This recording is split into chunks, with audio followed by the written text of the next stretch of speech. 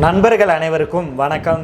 இன்னைக்கு நாம பார்க்க போற செய்தி என்ன அப்படின்னா, நம்முடைய தமிழ்நாட்டையே உலுக்கிய ஒரு சம்பவம் தான் நண்பர்களே. இந்திய அளவில் அவர் ட்ரெண்டானாலும் ஆனால் அவர் இன்னைக்கு நம்ம கூட இல்லை அப்படின்னு தான் சொல்லணும். அந்த அளவுக்கு தமிழ்நாட்டில் கொடூரங்கள் நடந்துட்டு தான் இருக்கு. இவருடைய நிலைமையை நம்ம கேட்டதுக்கு அப்புறம் நமக்கே ஒரு பயம் ஏற்பட்டிருக்கு அப்படின்னு தான் சொல்லணும். அது வேற யாரும் இல்லை நண்பர்களே, ஜஸ்டிஸ் ஃபார் அஜித்குமார் தான். இந்த அஜித்குமார் அவர்களுடைய கொலைக்கு பின்னாடி பல காரணங்கள் இருக்கு அப்படின்னு சொல்லப்படுது. அவருடைய கடைசி இறுதி நிமிடங்கள்ல நடந்தது என்ன அப்படிங்கிறது தகவல் நமக்கு கிடைச்சிருக்கு நண்பர்களே. இவருடைய இறப்புக்கு பல தலைவர்களும் கண்டனங்களை தெரிவிச்சிருக்காங்க. குறிப்பாக நம்முடைய எதிர்க்கட்சி தலைவரான திரு எடப்பாடி பழனிசாமி அவர்கள் கடுமையான கண்டனம் தெரிவிச்சிருக்காங்க. இது மட்டும் இல்லாமல் இவர் கேட்குற கேள்வி ஒவ்வொன்றும் நாக்க பிடிங்கிக்கிற மாதிரி இருக்கு.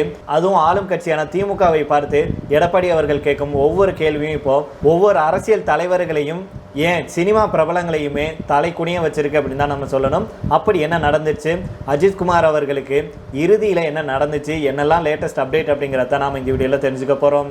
சிவகங்கை மாவட்டம் திருப்புவனத்தில் விசாரணைக்கு அழைத்து செல்லப்பட்ட கோவில் காவலாளியான அஜித் அப்படிங்கிற இளைஞர் போலீசாரால் அடித்து கொலை செய்யப்பட்டிருக்கிறாரு. இதற்கிடையில தான் இந்த வழக்கை தாமாக முன்வந்து விசாரிக்க கோரி மதுரை ஹைகோர்ட் கிளை அமர்வில் முறையீடு செய்யப்பட்டிருக்கு. இந்த மனு தொடர்பான விசாரணை இன்னைக்கு நடைபெற்ற போது உயிரிழந்த இளைஞர் என்ன பயங்கரவாதியா, ஆயுதம் ஏந்தி எதுவும் தாக்குனாரா அப்படின்னு கேள்வி எழுப்பியிருக்காங்க நீதிபதிகள். போலீஸ் காவலில் என்ன நடந்தது அப்படிங்கிறதும் விசாரணையின் போது உடனே இருந்த சகோதரர் அளித்த முழு விவரத்தை நம்ம இந்த வீடியோவில் தெரிஞ்சுக்க போகிறோம். சிவகங்கை மாவட்டம் திருப்புவனம் அருகே நகை திருட்டு புகாரின் பேரில் தனிப்படை போலீசாரால் விசாரணைக்கு அழைத்து செல்லப்பட்ட கோவில் காவலாளியான அஜித்குமார் அவர்கள் உயிரிழந்திருக்கிறாரு. சனிக்கிழமை இரவு அஜித்குமார் உயிரிழந்ததாக அவருடைய குடும்பத்தினரிடம் போலீசார் தெரிவிச்சிருக்காங்க. போலீசார் கடுமையாக தாக்கியதே அஜித்குமார் அவர்கள் உயிரிழக்க காரணம் அப்படின்னு குற்றம் சாட்டி அவருடைய குடும்பத்தினர் போராட்டத்தில் ஈடுபட்டு வர்றாங்க. மட்டப்புறம் கிராம மக்கள் காவல் நிலைய முற்றுகையிலையும் ஈடுபட்டிருக்காங்க. இது தொடர்பாக 6 தனிப்படை காவலர்கள் பணியிடை நீக்கம் செஞ்சு மாவட்ட காவல் கண்காணிப்பாளர் உத்தரவிட்டிருக்கிறாரு. திருப்புவனம் அருகே இருக்கும் மடப்புறம் பத்திரகாளி அம்மன் கோவிலில் காவலாளியாக பணியாற்றியவர் தான் அஜித்குமார் அவர்கள். அந்த கோவிலுக்கு பார்த்தீங்கன்னா கடந்த வெள்ளிக்கிழமையப்போ தங்களுடைய நகை காணாமல் போயிடுச்சு அப்படின்னு சொல்லி மதுரை மாவட்டம் திருமங்கலத்தை சேர்ந்த மருத்துவரான நிக்கிதா அப்படிங்கிறவர் திருப்புவனம் காவல் நிலையத்தில் புகார் அளிச்சிருக்கிறாரு. தங்களுடைய காரை பார்க்கிங்கில் விடுமாறு காவலாளி அஜித்குமாரிடம் சாவியை கொடுத்ததாகவும் திரும்பி பார்த்தபோது காருடைய பின் சீட்டுக்கு அடியில் வச்சிருந்த 10 பவுன் நகையை காணவில்லை அப்படின்னும் அவர் புகார் தந்திருக்கிறாரு. அதுக்கப்புறமா பார்த்தீங்கன்னா கடந்த சனிக்கிழமையப்போ மாலை சுமார் 6 மணி இருக்கும். அந்த டைமில் மாட்டு தொழுவத்தில் வச்சு காவல்துறை நடத்திய விசாரணையின் போது அஜித்குமார் கடுமையாக தாக்கப்பட்டதை பார்த்ததாக அந்த பகுதியை சேர்ந்த மாணிக்கம் அப்படிங்கிறவர் தகவல் தெரிவிச்சிருக்கிறாரு. மாட்டு தொழுவத்திலிருந்து அஜித்தை காவல்துறையினர் மருத்துவமனைக்கு தூக்கி போயிருக்காங்க. திருப்புவனம் அரசு மருத்துவமனையில் பரிசோதித்த டாக்டர்கள் அஜித் உயிரிழந்துட்டார் அப்படிங்கிறத உறுதிப்படுத்தியிருக்காங்க. அதுக்கப்புறமா அஜித்துடைய உடல் மதுரை ராஜாஜி அரசு மருத்துவமனைக்கு எடுத்து செல்லப்பட்டிருக்கு. அதே போல் அஜித்குமாருடைய சகோதரர் என்ன சொல்லியிருக்கிறான்னா, என்னுடைய அண்ணன் அஜித்தை போலீசார் கோவிலுக்கு பின்புறம் அழைத்து சென்ற போது அவன் நடந்து தான் சென்றான், ஆனால் திரும்பும் போது அவனை தூக்கி கொண்டுட்டு வந்தாங்க அப்படின்னு அவர் சொல்லியிருக்கிறாரு. மேலே என்ன சொல்றாருன்னா, வெள்ளிக்கிழமை மதியம் என்னுடைய அண்ணன் அஜித்குமார் கோவிலுக்கு வந்த பக்தர் ஒரு காரில் இருந்த தங்க நகையை திருடியதாக திருப்புவனம் காவல் நிலையத்தில் வைத்து விசாரிச்சாங்க. அஜித்குமாருக்கு கார் ஓட்ட தெரியாது அப்படிங்கிறதுனால சாவியை அஜித்துடைய நண்பர்கள் அருண்குமார், வினோத்குமார் ஆகியோருடன் கொடுத்து காரை பார்க்கிங்கில் நிறுத்திவிட்டு வருமாறு சொன்னார். ஆனால் காரை எடுத்து சென்ற இருவரும் வெகு நேரமாக காரை பார்க்கிங்கில் இருந்து நிறுத்தாமல் நீண்ட தூரம் ஓட்டி சென்றிருக்காங்க. நீண்ட நேரத்துக்கு அப்புறம் தான் காரை அவங்க கொண்டுட்டு கொடுத்துருக்காங்க. கேட்டதுக்கு பார்க்கிங்கில் இடமில்லாததுனால வெகு தூரம் சென்று காரை நிறுத்தியிருந்ததாக தெரிவித்தாங்க. இந்த தகவலை அஜித் அவர்கள் போலீசாரிடம் சொன்னதை அடுத்து வெள்ளிக்கிழமை இரவு மானாமதுரை குற்றப்பிரிவு காவல்துறையினர் நான் மற்றும் பிரவீன்குமார், அருண்குமார், வினோத்குமார், அஜித்குமார் 5 பேரையும் மடப்புறம் அருகே உள்ள கண்மாய்க்கரை உள்ளிட்ட பல இடங்களுக்கு அழைத்து சென்று விசாரிச்சாங்க அப்படின்னு அவர் சொல்லியிருக்கிறாரு. மேலும் காவல்துறையினர் தங்களை கடுமையாக தாக்கியதாக குற்றம் சாட்டிய அவர் அஜித்தை 2 நாட்களாக தொடர்ந்து அடித்தாங்க. அவனுக்கு காயம் அதிகமாக இருந்துச்சு. மேலும் நவீன்குமார் என்ன சொல்றாருன்னா, காரை ஓட்டி சென்ற அருண்குமார், வினோத்குமாரை காவல்துறையினர் தனித்தனியாக அழைத்து விசாரிச்சாங்க. ஆனால் அவங்க காருக்குள்ளே இருந்த நகையை பார்க்கல அப்படின்னு சொன்னதுனால ஒரு கட்டத்தில் போலீசார் யாருக்கோ ஃபோன் செஞ்சு காரில் நகை இருந்தது உண்மைதானே என்ன அப்படின்னு கேட்டாங்க. அதுக்கு அவங்க 10 பவுன் நகை இருந்தது அப்படின்னு உண்மை அப்படின்னு சொன்னதை அடுத்து அஜித்தை போலீசார் அவர்கள் சனிக்கிழமை காலையிலிருந்து கடுமையாக அடித்தாங்க. அடி தாங்காமல் இறுதியில் அஜித் தான் அந்த நகையை திருடியதாகவும் அந்த நகையை கோயிலுக்கு பின்புறம் உள்ள கோவில் அலுவலகத்தின் பின்னால் உள்ள மாட்டு தொழுவத்தில் மறைத்து வச்சிருப்பதாக சொன்னான். மடப்புறம் கோவில் பின்புறம் எங்கள் அனைவரையும் அழைத்துட்டு போனாங்க.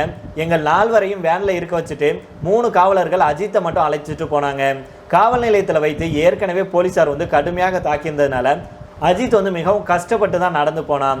சிறிது நேரத்துக்கு அப்புறம் போலீசார் அஜித்தை தூக்கிட்டு மற்றொரு வாகனத்தில் போனதை நான் பார்த்தேன் அப்படின்னு அவர் சொல்லியிருக்கிறாரு. இதைத் தொடர்ந்து தாம் உள்பட மற்ற 4 வேன்லேருந்து இறங்கி செல்லுமாறு காவல்துறை சொன்னதாக நவீன்குமார் தெரிவிச்சிருக்கிறாரு. நான் வீட்டுக்கு போய் நடந்ததை சொன்னதுக்கு அப்புறம் குடும்பத்துடன் காவல் நிலையம் சென்று கேட்டதுக்கு அஜித்குமார் இறந்து விட்டதாக போலீசார் தெரிவிச்சாங்க அப்படின்னு நவீன்குமார் சொல்றாரு. இந்த நிலையில தான் திரு எடப்பாடி பழனிசாமி அவர்கள் இந்த சம்பவம் குறித்து கடுமையான கண்டனத்தை தெரிவிச்சிருக்காங்க. அவர் என்ன சொல்லியிருக்காங்கன்னா, ஜெய்பீம் படம் பார்த்தேன், உள்ளம் முழுக்கியது அப்படின்னு சினிமா ரிவ்யூ எழுதிய விடிய அரசின் முதலமைச்சர் எங்கே இருக்கிறார் திரு ஸ்டாலின் அவர்கள் விக்னேஷ் லாக்அப் மரணத்தின் போது சட்டப்பேரவையிலேயே பச்சை பொய் பேசியவர் தானே நீங்கள், இதுக்கும் அதே போல பொய் தான் பதிலாக வருமா அப்படின்னு கேள்வி எழுப்பியிருக்கிறாரு. தவறு செய்ததாக காவல்துறை கருதுனா கைது செய்து நீதிமன்றத்தில் ஒப்படைச்சு உரிய சட்ட நெறிமுறையை பின்பற்ற வேண்டுமே தவிர சட்டத்தை தங்கள் கைகளில் முழுமையாக காவல்துறை எடுத்துக்கொள்ளக்கூடாது. தன்னுடைய நேரடி கட்டுப்பாட்டில் இருக்கும் காவல்துறையை கூட நிர்வகிக்க தெரியாத பொம்மை முதல்வருக்கு என்னுடைய கடும் கண்டனம் அப்படின்னும் திரு எடப்பாடி பழனிசாமி அவர்கள் தெரிவிச்சிருக்காங்க. மேலும் திரு எடப்பாடி பழனிசாமி அவர்கள் என்ன பேசியிருக்காங்கன்னா, இறந்தவருடைய குடும்பத்திற்கு இழப்பீடு வழங்க இந்த விடியா திமுக ஸ்டாலின் மாடல் அரசை நான் வலியுறுத்துறேன். அவருக்கு நீதி கிடைக்க வேண்டும். என்ன நடந்துச்சு அப்படிங்கிறத தெல்ல தெளிவா போலீசார் முன் சொல்ல வேண்டும். அதே போல இந்த 4 ஆண்டுகள், அதாவது ஸ்டாலின் அவர்களுடைய ஆட்சியில் கிட்டத்தட்ட 24 பேர் இப்படி லாக்அப்ல அடிச்சு கொல்லப்பட்டிருக்காங்க. 24 பேருடைய கதி என்னன்னே தெரில. இன்னைக்கு அஜித்குமார்னா இதுக்கு முன்னாடி 23 பேர் இறந்திருக்காங்க. இந்த மாதிரியான சம்பவங்கள் நடக்கிறதுக்கு யார் காரணம் அப்படிங்கிறத முதல்வர் அவர்கள் பதில் சொல்லியே ஆக வேண்டும் அப்படின்னு கடுமையான கண்டனங்கள் தெரிவிச்சுட்டு வர்றாங்க பல அரசியல் தலைவர்கள். அதே போல நமக்கு தோன்ற ஒரே ஒரு விஷயம் என்ன அப்படின்னா, நீங்க எல்லாருமே பல செய்திகளை கேட்டிருப்பீங்க நண்பர்களே. இதுக்கு முன்னாடி, அதாவது திரு திமுக அரசு ஆட்சியை பொறுப்பேற்கிறதுக்கு முன்னாடி பார்த்தீங்கன்னா அதிமுக அரசு இருந்துச்சு. அந்த சமயத்தில் பார்த்தீங்க அப்படின்னா இந்த மாதிரி லாக்அப் மன்றங்கள்லாம் நடந்துச்சு, நம்ம பார்த்துருப்போம். அப்போ பார்த்தீங்கன்னா தமிழ்நாடு முழுவதும், இன்னைக்கு இந்த அளவுக்கு யாரும் அப்படி பேசலை. அன்னைக்கு பார்த்தீங்க அப்படின்னா தமிழ்நாடு முழுவதும் ஜஸ்டிஸ் ஃபார் அப்படின்னு சொல்லிட்டோம். அப்போ இருந்த ஆளும் கட்சிக்கு எதிராக குரல் கொடுத்தாங்க அவங்களுடைய சோசியல் மீடியாவில். இது யாரும் இல்லை, நம்மளை மாதிரி மக்கள் கிடையாது, சினிமா பிரபலங்கள் தான். ஆனால் இன்னைக்கு சினிமாவில் இருக்கும் பலரும் ஹீரோ ஹீரோயின் நாம் அவங்களுக்காக அடிச்சுக்கிறோம் இல்லையா, அவங்க எல்லாமே வாயை மூடிக்கிட்டு இப்போ ஆளும் அரசுக்கு பயந்து கொண்டு எங்கே நாம் அவங்களை எதிர்த்தா நம்முடைய படத்தை ரிலீஸ் பண்ண விடாமல் பண்ணிடுவாங்களோ அப்படின்னு சொல்லி பயந்து கொண்டு அவங்க தொடை நடுங்கி போய் வாய் திறக்காமல் இருக்காங்க. அவங்களுக்காக நாம் இங்கே நமக்குள்ளே அடிச்சுக்கிறோம். அதனால் இனிமேலாவது நம்ம சிந்திச்சு எவனும் ஹீரோ இல்லை, நமக்கு நாம தான் ஹீரோ அப்படிங்கிற மாதிரி, நம்முடைய அப்பா அம்மா தான் ஹீரோ அப்படிங்கிற மாதிரி நம்ம நினச்சி அவங்களுக்கு சப்போர்ட் பண்ணுறதை நிறுத்தணும் அப்படிங்கிறதான் நம்முடைய கருத்தாக இருக்குது. அவங்களுக்கு ஒன்றுனா நாம் துடிச்சு போய் மற்றவர்கள், அதாவது நீ இந்த ரசிகனா நீ அந்த ரசிகனா அப்படின்னா அவங்களுக்காக நாம் சண்டை போட்டுக்கிறோம். ஆனால் நமக்கு ஒன்று அப்படின்னா அவங்க உட்காந்த இடத்துலேருந்து ஜஸ்டிஸ் கேட்கணும் அப்படின்னு கூட தோணலை. ரொம்பவுமே மனசு வலிக்குது நண்பர்களே. அதனால் நம்ம இந்த விஷயத்தை லேசாக எடுத்துகிட்டு போகக்கூடாது.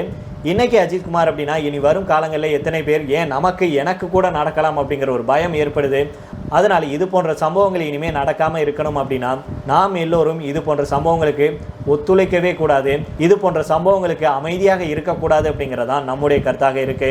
கடைசி நிமிஷத்தில் என்ன பண்ணியிருக்காங்கன்னா மிளகா பொடி சித்திரவதையெல்லாம் செஞ்சுருக்காங்க. சரி நண்பர்களே, இதோட நம்ம இந்த வீடியோ முடித்துக் கொள்ளலாம். இதே பற்றி உங்களுடைய கருத்துக்களையும் கீழே உள்ள கமெண்ட் பாக்ஸில் சொல்லுங்கள். மீண்டும் நாளை வேறொரு செய்திகளுடன் உங்களை சந்திக்கிறேன். நன்றி, வணக்கம்.